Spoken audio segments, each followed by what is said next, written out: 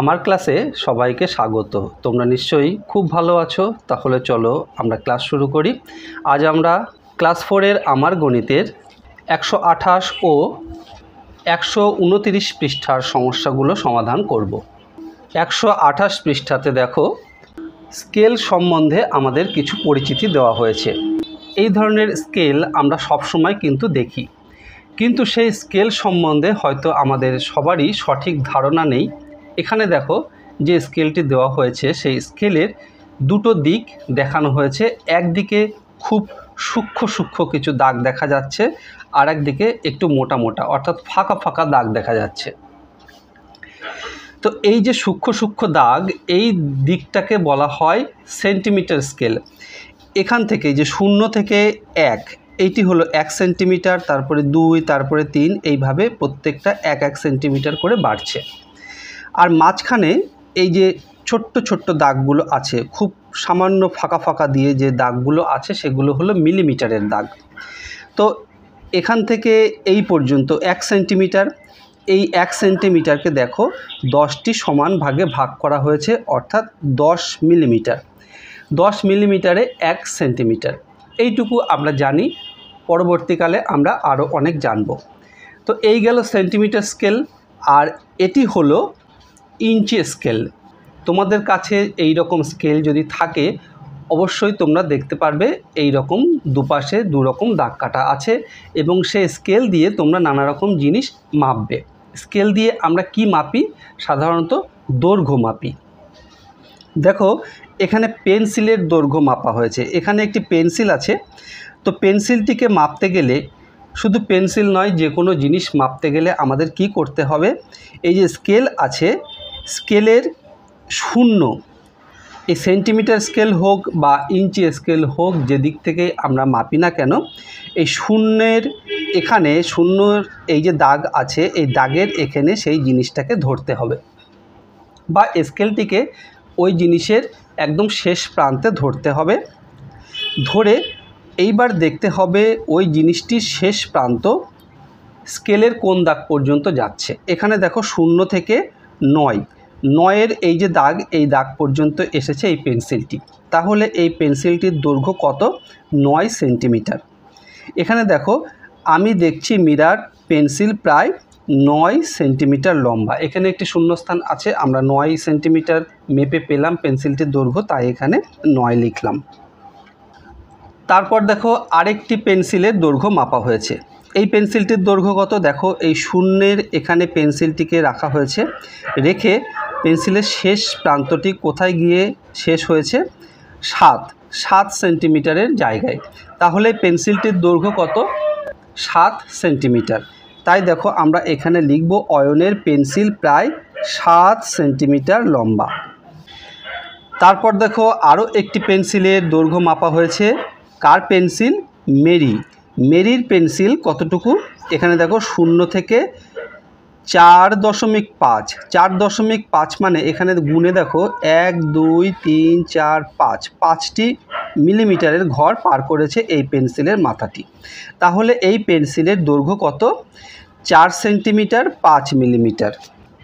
এখানে দেখো সুন্দর করে লেখা হয়েছে 4 সেন্টিমিটার 5 মিলিমিটার। একটা জিনিস দেখো সেমি লেখা হয়েছে। এই সেমি লেখার কারণ, সেন্টিমিটারকে সংক্ষেপে আমরা সেমি হিসাবে লিখি, আর মিলিমিটারকে সংক্ষেপে মিলিমি লিখি। এখানে শূন্যস্থান দেওয়া হয়েছে। দেখো সেন্টিমিটারকে ছোট করে আমরা সেমি লিখি, সেমি, আর মিলিমিটারকে ছোট করে মিলিমি লেখা হয়। এটি কিন্তু সুন্দর করে লিখে দেওয়া হয়েছে। পরীক্ষার সময় এই রকম প্রশ্ন যদি দেয়, সেন্টিমিটারকে ছোট করে আমরা কীরকমভাবে লিখি? অবশ্যই কিন্তু আমরা লিখে দেব সেমি। আবার মিলিমিটারকে সংক্ষেপে আমরা কীরকম লিখি? সেরকম প্রশ্ন যদি দেয়, আমরা অবশ্যই লিখে দেব মিলিমি। তারপরের পৃষ্ঠায় চলে যায়, অর্থাৎ 129 পৃষ্ঠাতে দেখো এখানে আরেকটি সমস্যা দেখা দিয়েছে। কি সমস্যা? দেখো এখানকার স্কেলটি ভেঙে গেছে, 0-র দাগটি আর নেই। এখান থেকে স্কেলটি ভেঙে গেছে। তাহলে কি এই স্কেল দিয়ে আমরা কোনো কিছু মাপতে পারবো না? নিশ্চয়ই পারবো। দেখো কি করে মাপতে হবে। যেহেতু 0-এর দাগটি নেই, আমরা পেন্সিলের দৈর্ঘ্য মাপতে গিয়ে কি করেছি, এই যে 1 সেন্টিমিটারের যে দাগটি আছে সেখানে পেন্সিলটিকে ধরেছি। এইবার পেন্সিলটির শেষ মাথা কোথায় গিয়ে ঠেকেছে দেখো, 7 সেন্টিমিটারের জায়গায়। তাহলে এই পেন্সিলটির দৈর্ঘ্য কত হলো? এই পেন্সিলটির দৈর্ঘ্য হবে এই 7 সেন্টিমিটার থেকে আমাদের 1 সেন্টিমিটার বাদ দিতে হবে। তার কারণ এই যে 0 থেকে 1 সেন্টিমিটার আমরা বাদ দিয়ে ধরেছি, সেই জন্য 7 থেকে আমরা 1 সেন্টিমিটার বাদ দেব। তাহলে এই পেন্সিলটির দৈর্ঘ্য কত? 6 সেন্টিমিটার হবে। এখানে দেখো সুন্দর করে লেখা হয়েছে পেন্সিলটির দৈর্ঘ্য 7 - 1 = 6 সেন্টিমিটার। এরপরে দেখো আমরা আরও অন্যরকমভাবে মাপার চেষ্টা করি। ধরো স্কেলটি আরও বেশি ভেঙে গেল, 1 সেন্টিমিটারের দাগটিও আর রইল না, তাহলেও কি আমরা সেই স্কেল দিয়ে মাপতে পারবো? অবশ্যই পারবো। এখানে দেখো 2 থেকে শুরু করা হয়েছে, 2 সেন্টিমিটার থেকে শুরু করা হয়েছে এই পেন্সিলটিকে। এই পেন্সিলের এখান থেকে শুরু করে শেষ মাথাটি কোন ঘরে গিয়ে মিশেছে? মোটামুটি 11 সেন্টিমিটারের ঘরের সামনে গিয়ে শেষ হয়েছে এই পেন্সিলটি। তাহলে এই পেন্সিলটির দৈর্ঘ্য কত? যেহেতু আমরা 2 থেকে শুরু করেছি, তাই এই পেন্সিলটির দৈর্ঘ্য হবে, আমরা 11ই শেষ হয়েছে পেন্সিলটি, তাহলে 11 থেকে 2 সেন্টিমিটার বাদ দিতে হবে। 11 থেকে 2 সেন্টিমিটার বাদ দিলে কত হবে পেন্সিলটির দৈর্ঘ্য? 11 - 2 = 9 সেন্টিমিটার। তারপরে দেখো একদম শেষে একটি চার্ট দেওয়া হয়েছে।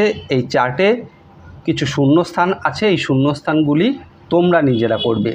কারণ কি, তোমরা এই যে এতক্ষণ ধরে পেন্সিল এর দৈর্ঘ্য মাপা শিখলে, এবার তোমরা বিভিন্ন জিনিসের দৈর্ঘ্য মাপবে, স্কেল নেবে, স্কেল নিয়ে বিভিন্ন জিনিসের দৈর্ঘ্য মাপবে আর এই চার্টটি পূরণ করবে। এখানে কি আছে, আমার পেন্সিল লম্বায় কতটুকু, তোমরা স্কেল দিয়ে মাপবে, যেমনভাবে শিখলে তেমনভাবে মেপে এখানে কতটুকু লম্বা লিখবে। দেখো সেমি অর্থাৎ কতটুকু সেন্টিমিটার আসছে আর কত মিলিমিটার সেটি এখানে লিখতে হবে। তারপর দেখো চাবির লম্বা কতটুকু, আমার বাড়ির চাবি কতটুকু লম্বা সেটা তোমরা মাপবে, মেপে এখানে লিখবে। আবার চিরুনি কতটুকু লম্বা সেটিও মাপবে। মোটামুটি তোমাদের সামনে যা কিছু পাবে, অর্থাৎ যা কিছুর দৈর্ঘ্য আমরা বের করতে পারি, সেগুলিকে মেপে মেপে এখানে তোমরা লিখবে। তারপরে দেখো জলের বোতল লম্বায় কতটুকু সেটি মেপে তোমরা এখানে লিখবে। তো এইভাবে এই চার্টটি তোমরা পূরণ করবে। আশা করি বিভিন্ন জিনিসের দৈর্ঘ্য মাপতে স্কেলের যে ব্যবহার সেটি তোমরা খুব ভালোভাবে বুঝতে পেরেছো। ভিডিওটি ভালো লাগলে অবশ্যই একটি লাইক করে দিও, আর কোনো কিছু জিজ্ঞাসা থাকলে অবশ্যই কমেন্টে জানিও। তোমার বন্ধুদের মধ্যে ভিডিওটি শেয়ার করো, তাহলে তোমার বন্ধুরাও কিন্তু শিখতে পারবে। আর এই রকম ভিডিও আবারও পেতে চাইলে চ্যানেলটি অবশ্যই সাবস্ক্রাইব করে রেখো। খুব ভালো থেকো, দেখা হবে আবার পরের ভিডিওতে। ধন্যবাদ।